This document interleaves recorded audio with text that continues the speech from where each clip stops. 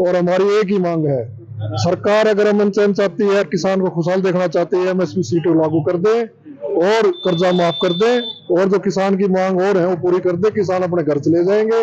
किसान वार्ता, जब भी किसान से वार्ता होती है तो कंडीशनल वार्ता होती है, ये भी बोलोगे तो ये मिलेगा, ये मिलेगा, यानी सरकार गुंडा चढ़े की बात करती है।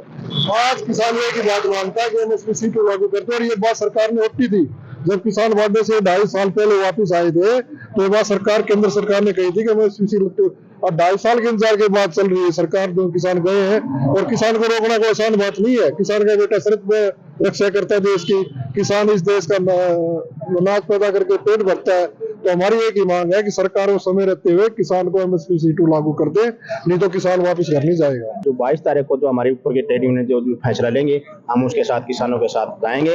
अगर पंजाब से किसानों को नहीं आने देंगे तब हरियाणा वाले सभी किसान इकट्ठे होकर हम उनको वहाँ लाने का काम करेंगे, और जो सरकार को आगे दिखा देंगे कि हमारी ताकत क्या है, और मजदूरों को और किसानों को जो ना हमने एकता में दिखा की के, और हम सरकार को झुका देंगे। आज हमने ये जो प्रोग्राम लिया है, बीजेपी सरकार की जो तानाशाही पूर्ण रवैया है किसानों के विरोध में, जैसे वो एमएसपी की कानूनी गारंटी लागू नहीं कर रहे, बिजली बिल 2020 जो रद्द करने की बात थी उसको 2022 नया बढ़ा करके न कि लोगों के ऊपर थोपा जा रहा है, जिसमें बिजली का निजीकरण हो जाएगा, रेट बढ़ जाएंगे, और जो किसानों पर आंसू गैस के गोले छोड़ रहे हैं, लाठीचार्ज कर रहे हैं, इनके समर्थन में आज हम बीजेपी के ये दफ्तर पर यहाँ पुतला फूंक रहे हैं। उसका बीजेपी का कड़ा विरोध करेंगे, और हम किसानों को बीजेपी सरकार तानाशाही से कभी नहीं रोक सकती।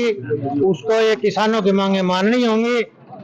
अगर ये मांगे नहीं मानती है तो हम इस आंदोलन को और भी तेज चलाएंगे, और दिल्ली कूच हमारे ये कोई दूर नहीं है। हमारी जो मांग है वो एक ही मांग है सबकी, C2+50 का फार्मूला में कानूनी रूप से किसान को दिया जाए, और हमारी इससे ज्यादा कोई मांग नहीं है। और जो लखीमपुर खीरी में सरकार ने हमारे 4-5 किसानों को जो कुचला था, सरकार के सांसद अजय मिश्रा टैनी के बेटे ने, तो उनको सजा मिले और उनको गिरफ्तार किया जाए। आज हम संयुक्त किसान मोर्चा और केंद्रीय ट्रेड यूनियन ने हमें आह्वान किया है कि तमाम जिलों में जो ये किसान आंदोलन चल रहा है, जिसको बर्बरता से केंद्र सरकार के इशारे पर हरियाणा सरकार कुचल रही है, इसके विरोध में और किसानों से शांतिपूर्ण तरीके से बातचीत करके किसानों की मांगे माने जाने के लिए आज हम भाजपा कार्यालय के सामने ये प्रदर्शन कर रहे हैं। और विरोध स्वरूप जो जुल्म और जाति कर रही है किसानों पर, उसके विरोध स्वरूप यहाँ डबल इंजन सरकार का पुतला भी जलाएंगे। और हमारी मांग है 22 तारीख को हमारा संयुक्त किसान मोर्चा और केंद्रीय ट्रेड यूनियन की बैठक हो रही है। जो भी आह्वान करेंगे दिल्ली जाने का या पंजाब की तरफ कूच करने का, जो भी आह्वान होगा, हम संयुक्त किसान मोर्चा और केंद्रीय ट्रेड यूनियन उसका पालन करेंगे। हम जो संयुक्त मोर्चा का काल है 22 तारीख तक, हम उसकी वेट कर रहे हैं। हमारा संयुक्त मोर्चा जो भी आह्वान देगा उनसे फूल चढ़ाएंगे। दूसरा, जो किसानों के साथ या अपनी बीजेपी सरकार, खासकर हरियाणा के अंदर डबल इंजन की सरकार है, जैसे पंजाब का रास्ता रोके, हरियाणा पंजाब का रास्ता रोका हुआ है। एक तरफ तो अगर हम आंदोलन करके रोड जाम करते हैं, हम पर मुकदमे दर्ज कर देती है। दूसरा, ये सरकार खुद ही 8-10 दिन से रोड जाम कर रखे है, किले खदवा रखी है, दीवारें खींच रखी है। इसका मुआवजा हमें तो पूछना चाह रहे कौन देगा?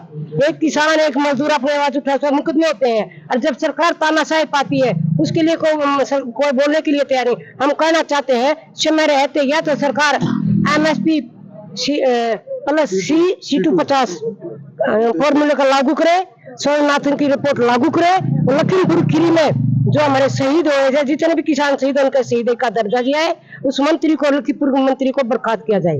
जब तक ये मांग नहीं मानी जाएगी हम वापिस नहीं हटेंगे। किसान किसी कदम पर उल्टे हटने वाले नहीं, अपनी मांग लेकर हम उल्टे हटेंगे।